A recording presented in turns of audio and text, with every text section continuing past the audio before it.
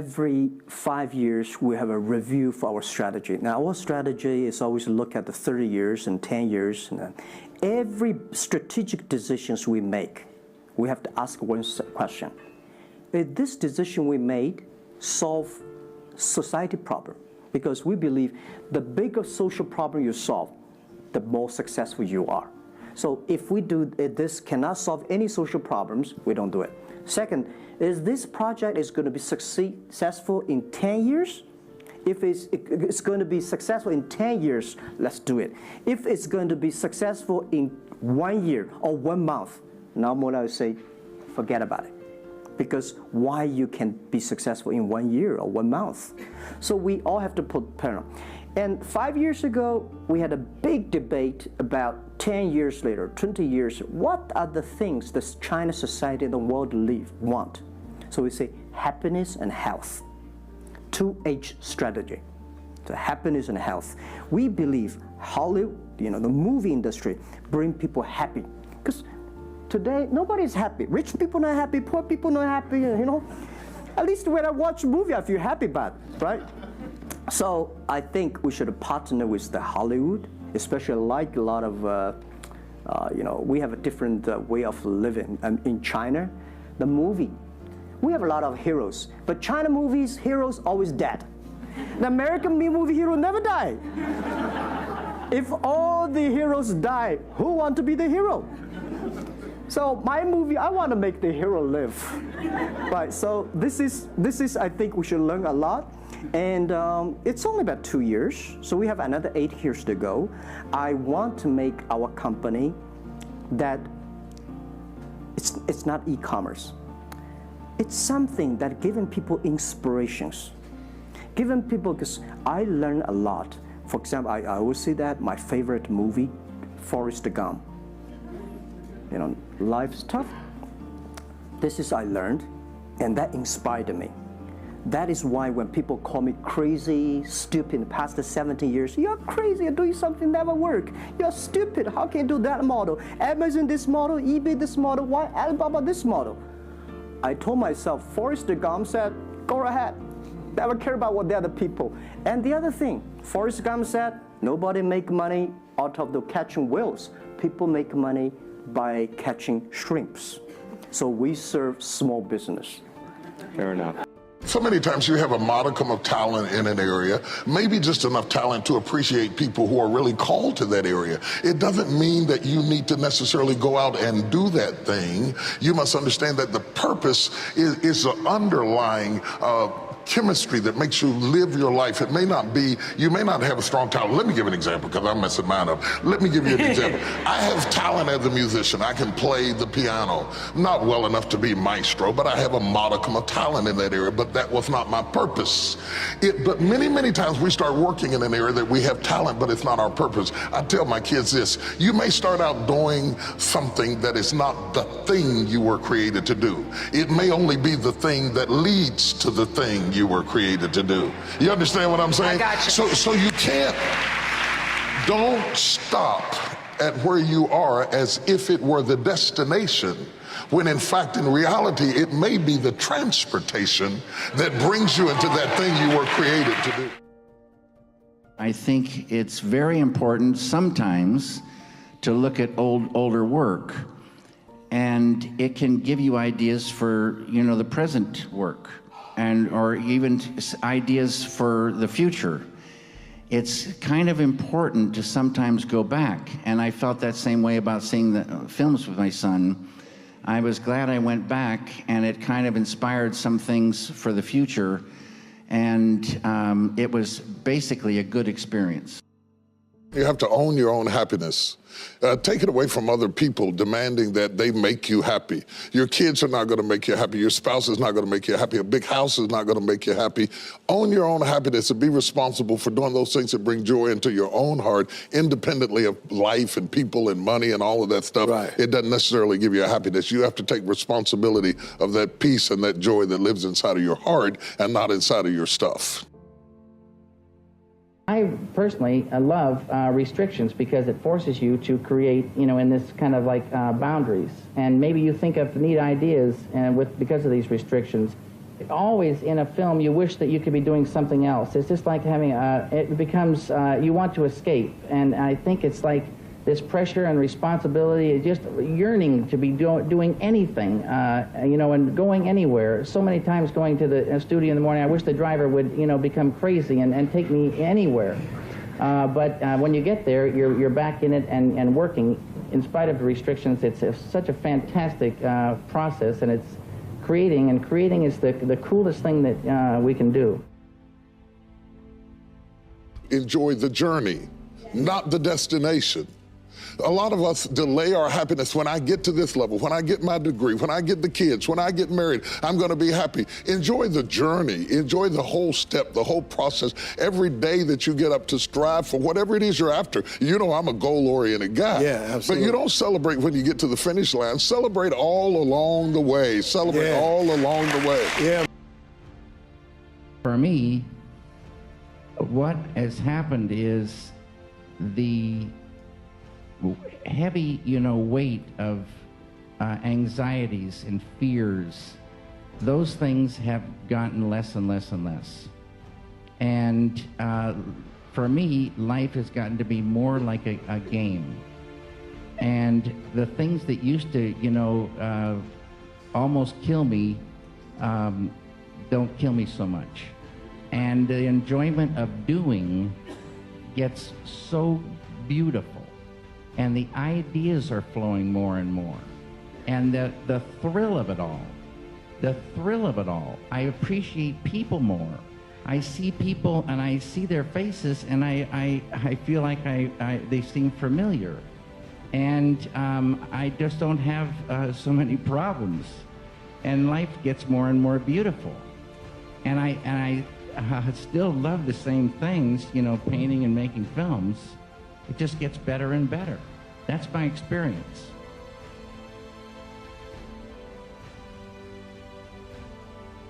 I know I put in him what it takes to withstand the pressure. Slap your neighbor and say, you don't know what you got. You don't know what you've got until all hell breaks loose. You don't know what you can take until the pressure is applied to your life. You don't know what you can endure until people stab you in the back and walk away from you. You don't know how much courage you have until you've been under fire and under struggle and under tribulation. You can't learn what's in you sitting back in a lazy boy chair hitting the remote control watching HBO and Cinemax. But when all hell breaks loose,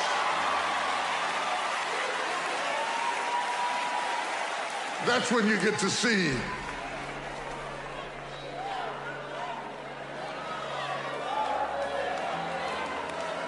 what you got. Touch your neighbor and say, I'm made of something. I didn't get to see the design. I didn't get to see the architectural plans, but I know I'm made of some good stuff. I can tell by the burdens I bear and the load I carry and the stuff I endure. I shock myself at what I'm able to take. It's not just that I shock my enemies, I shock myself. They said I was going to die, and I believed it. But through hell and high water, I'm still here. When you finish a film, your job basically is over. And when you have a desire to share your work, and so you put it out into the world. And you realize that, yes, you can help the film some by giving interviews, or you can go to some places and have talks. But basically, the film is on its own. And you can't tell whether it's going to go good or going to go bad. It's important that you believe in your work. And that's the most important thing. Assume that the person you are listening to might know something you don't. This is a chapter about conversation and about the different forms conversation takes. And it's a chapter about humility, and it's a chapter about listening. And the humility element is, it took me a long time to understand why there's religious injunctions supporting humility. to even understand what the word really meant in that sort of technical sense. And it means something like this. It means what you don't know is more important than what you know. And that's a lovely thing to, then what you don't know can start to be your friend, you see. People are very defensive about what they know, and for the reasons we've already discussed. But the thing is, you don't know enough. And you can tell you don't know enough because your life is not what it could be, and neither is the life of the people around you. You just don't know enough. And so what that means is that every time you encounter some evidence that you're ignorant, someone points it out, you should be happy about that, because you think, oh, you just told me how I'm wrong. It's like, great. Like maybe I had to sift through a lot of nonsense to get through the real message that you're telling me. But if you could actually tell me some way that I'm wrong, and then maybe give me a hint about how to not be wrong like that, well, then I wouldn't have to be wrong like that anymore. That would be a good thing. And you can embark on that adventure by listening to people. And if you listen to people, they'll tell you amazing things if you listen to them, and many of those things are little tools that you can put in your toolkit, like Batman, and then you can go out into the world and use those tools, and you don't have to fall blindly into a pit quite as often. And so the humility element is, well, do you want to be right, or do you want to be learning? And it's deeper than that. It's, do you want to be the tyrannical king who's already got everything figured out? Or do you want to be the continually transforming hero, or fool for that matter, who's getting better all the time? And that's actually a choice, you know. It's a deep choice, and it's better to be the self-transforming fool who's humble enough to make friends with what he or she doesn't know, and to listen when people talk. And listening is a transformative exercise. Like if you listen to the people in your life, for example, if you actually listen to them, they'll tell you what's wrong with them and how to fix it and what they want. They can't even help it if you start listening, because people are so shocked if you actually listen to them that they tell you all those sorts of things that they might not have even intended to, things they don't even know. And then you can work with that. Transcendental meditation is obviously the most important thing to do day in and day out. Transcending is the key to a better and better life. And this idea is catching on more and more in the world. The receptivity to transcendental meditation is growing by leaps and bounds, thanks to so many in this room and so many others around the world. It's really happening. It's built for the human being, and transcending our nervous system is built to transcend an experience that unbounded, eternal, infinite, immortal, immutable ocean of pure consciousness within. It's money in the bank. Meditate regularly.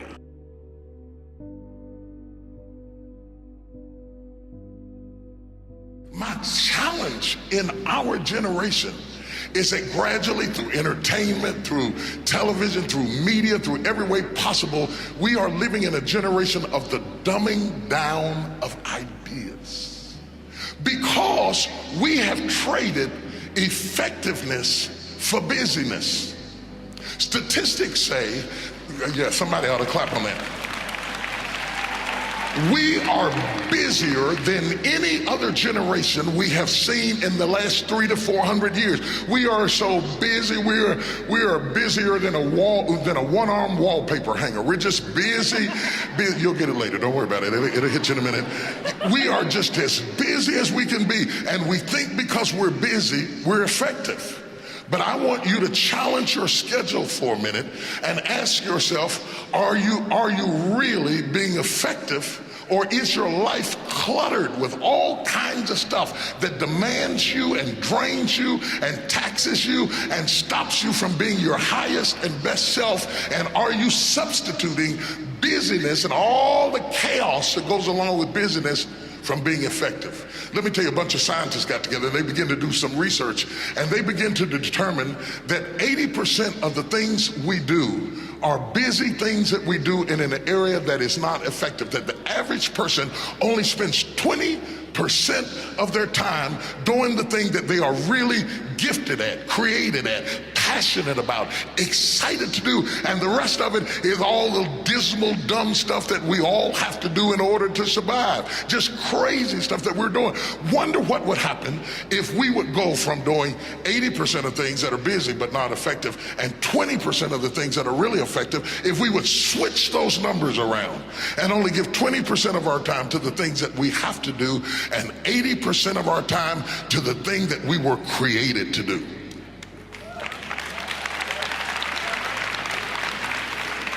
Wonder what would happen to your life. Now think about it a minute. There's a lot of things you could take from me and I could make it. You could take my suit, I got another one. You could take my car, I could get another one. You could take my house, I could get another house. But when you take my time, you have taken something from me that is totally irreplaceable. We take all kind of classes for money management. We know how to manage our money. We know how to repair our houses. We're working on our hair and our bodies and all of this kind of stuff. We do everything except the most important thing is to value our time. It takes time to be creative. You were meant to be creative. You were created in the likeness and the image of a creator, and in that likeness and in that image, you have creativity. If you had time, you would be creative.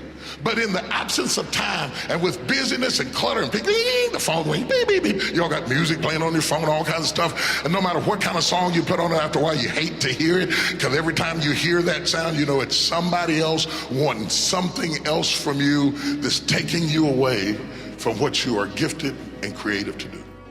When God created this planet, he created several species. Now, if you're an atheist, it's okay. Call it the force. Let me just say God for now, so I don't have to say God, the force, God, the force. Let's just say God right now. God creates the planet Earth. And first of all, he creates, which a lot of people in different organizations want, a perfect social economic world where everything is free, you don't worry about a thing, you're taken care of. There's no extra imagination necessary because it's all gonna be given to you.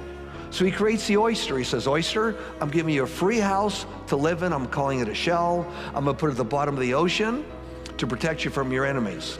You have food, clothing, all the food you want, protection, everything you want, the perfectly taken care of while you're in your measly little life as an oyster, but you're not gonna go anywhere. You stay there at the bottom of the ocean, but you're totally got your free food, free clothing, free everything you want.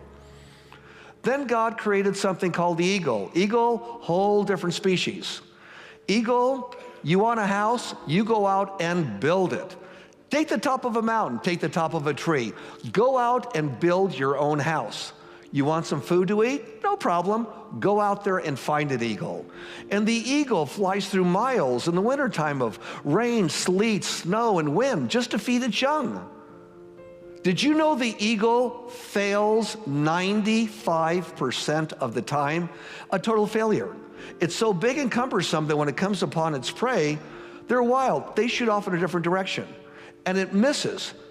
5% of the time it succeeds. And what does it succeed to do? It succeeded to be the strongest bird in the sky. The only one that we know of anywhere in the world that could fly into the thermals of a hurricane and ride them to have fun.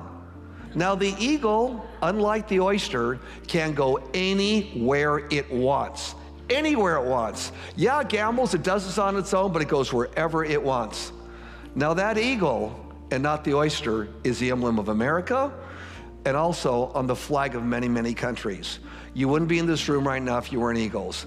Don't only imagine, start doing it. Thank you. Peace, love, and happiness to all of you. Thank you very much. Let me tell you something, the stuff you've been through, don't pay it any attention. It is just a sign that the baby is coming. You're on the verge of birthing. You're on the verge of birthing. You're on the verge of birthing. You're about to give birth. I want you to touch everybody you can reach and tell them the baby is coming. The baby is coming. The baby is coming. The baby is coming. The baby is coming. The baby is coming. The baby is coming. The baby is coming. You don't want to leave me now. The baby is coming. You don't want to walk out on me now. The baby is coming. I haven't had my best idea yet. I haven't had my most creative moment yet. I haven't produced my dream yet. I don't care whether you're 30, 40, 50, 60, 70. There's something down inside of you that's still kicking inside of you that wants to get out, and it wants to live. It wants to live. The whole reason you're here today is because there's something in you that needs to be fed, that needs to be stirred, that needs to be electrified, that needs to be illuminated. There's something down inside of you crying, let me out! Let me out! Make some noise in this place! Yes, yes, yes! We are waiting on your water to break and for you to give birth to the greatest idea you have ever had. Make some noise in this.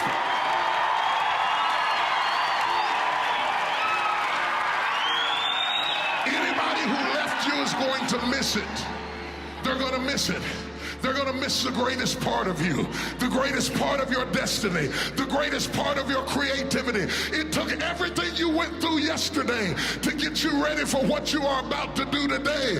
You are standing on the verge of a great awakening, or you wouldn't be here. If I'm talking to you, make some noise in this place.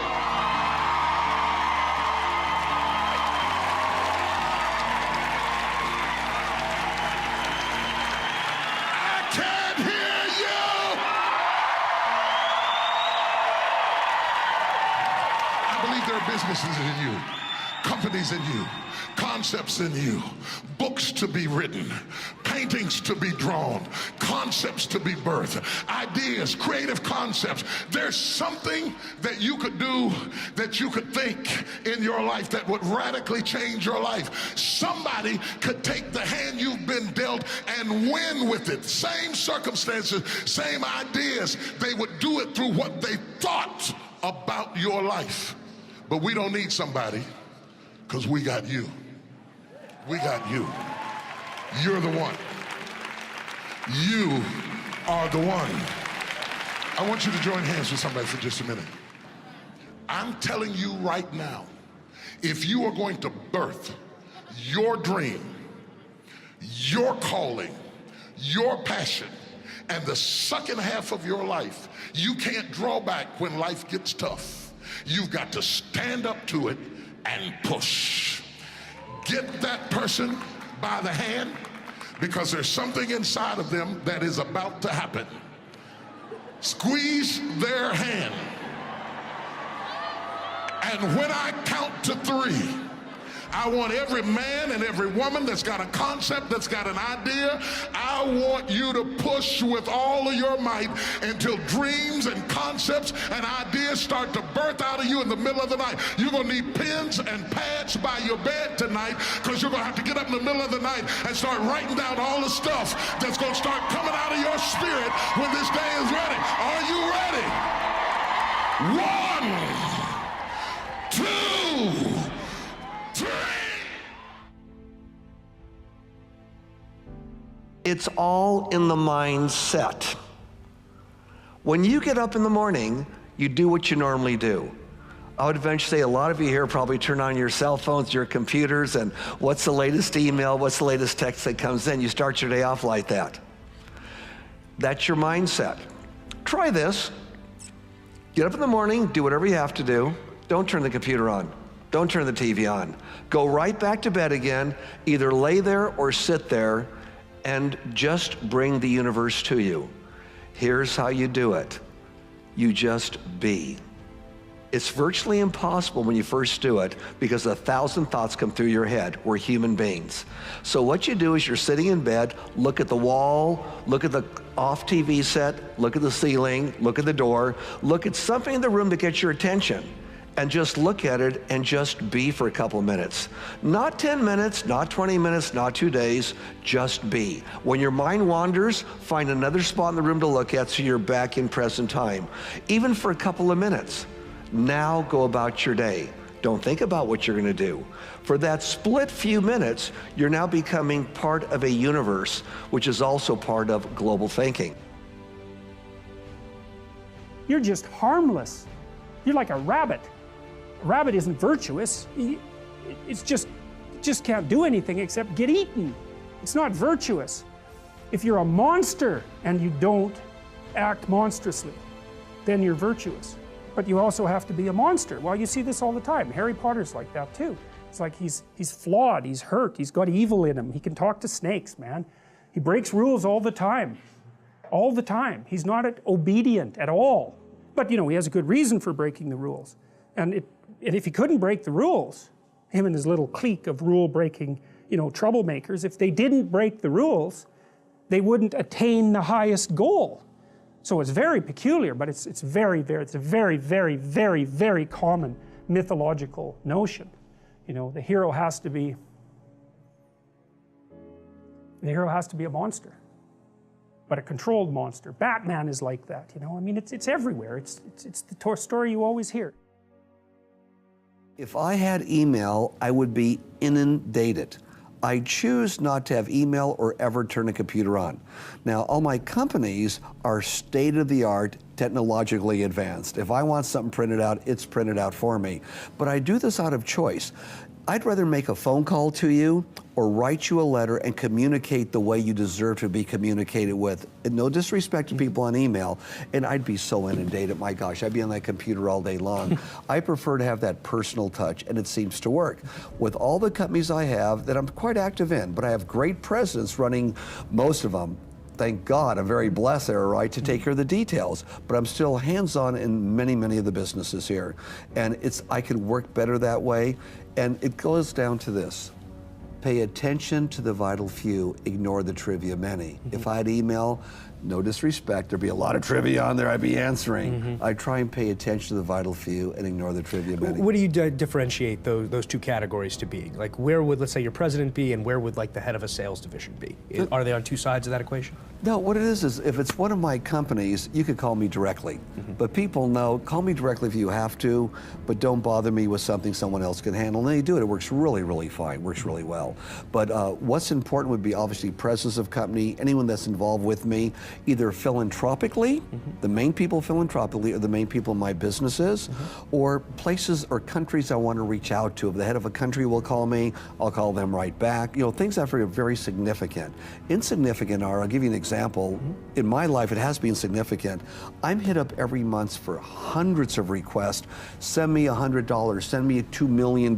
You have all the money, share it with me. And I don't even touch it. I can't. I'm swarmed. I do so much philanthropy now. Everyone expects that, whether it's a $2 million mortgage or, hey, I want to start a new business, send me $50,000 because you have money I don't, that people should do. Well, that's not true. I spend millions on philanthropic work, but I do it through our foundation where it really makes sense, not where I have to go through it all myself. So my question is, how do you begin to set up that system so that you have the, and I'll call it a luxury in some ways, of communicating as you see fit, when you see fit with those key decision makers? Well, for starters, I'm the chairman of the board, okay, of the major companies. So I know detail what's going on from the chairman of the board's point of view. I also know that the people that I've hired can do what they're doing much better than I can. And I know what I need to know, and so do they.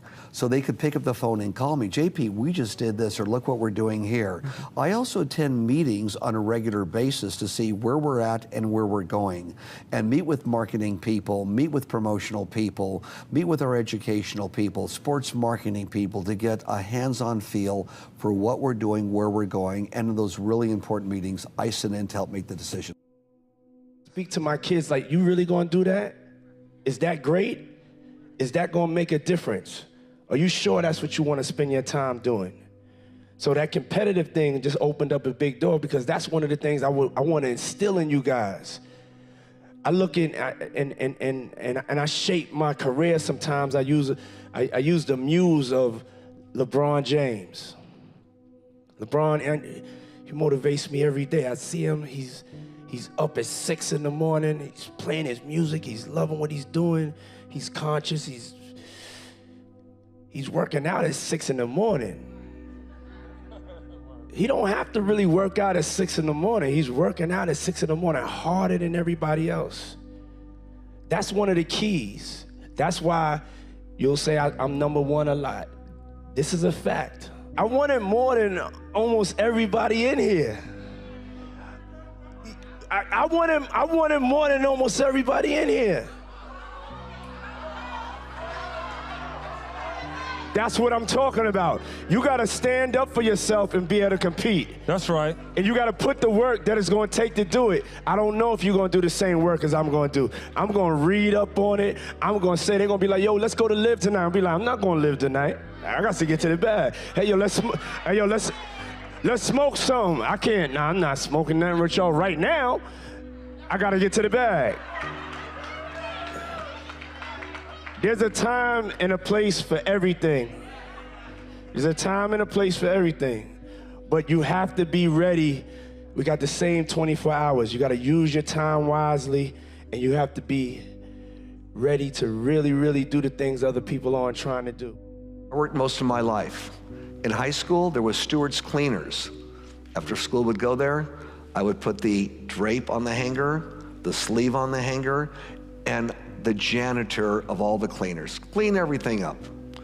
I worked for $1.25 an hour.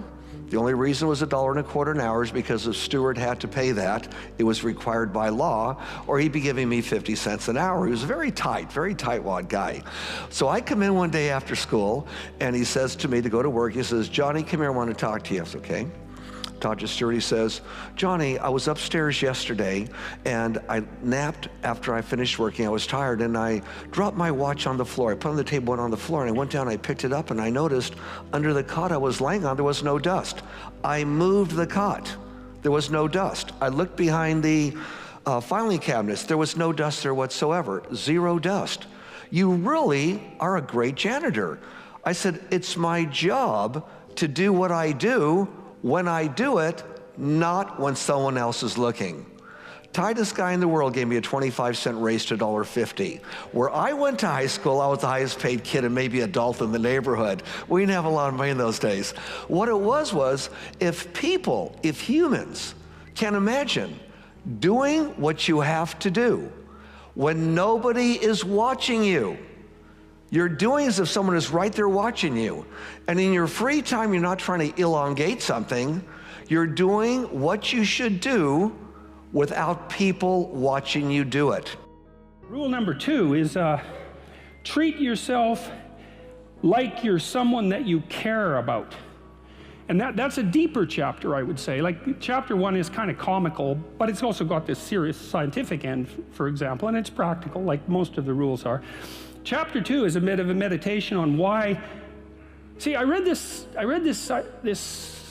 piece of work by Jung a long while back, and it was a meditation on the injunction to treat your neighbor as you would like to be treated, something like that. And what Jung pointed out, which I really liked, was that wasn't an injunction to be nice to other people.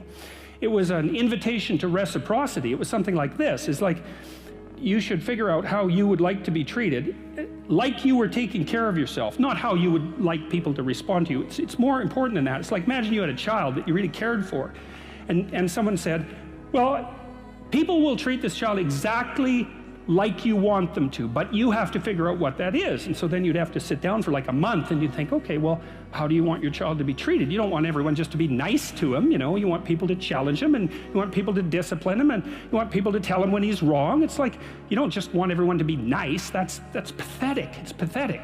There's no challenge in that. And so, well, you want to treat other people like you would like to be treated. Well, then you have to figure out, how would you like to be treated? And while you'd like people to fawn all over you and just lay everything at your feet, it's like, no, that's not something you'd wish for someone that you were taking care of. And then there's an additional problem, which is it's often the case that people will treat other people better than they treat themselves. That happens extremely frequently. So one of the things I pointed out in chapter 2 was that if you have a dog and you take him to a vet and the vet gives you the prescription medicine, you'll go buy the medicine and you will give it to the dog and you will do it properly.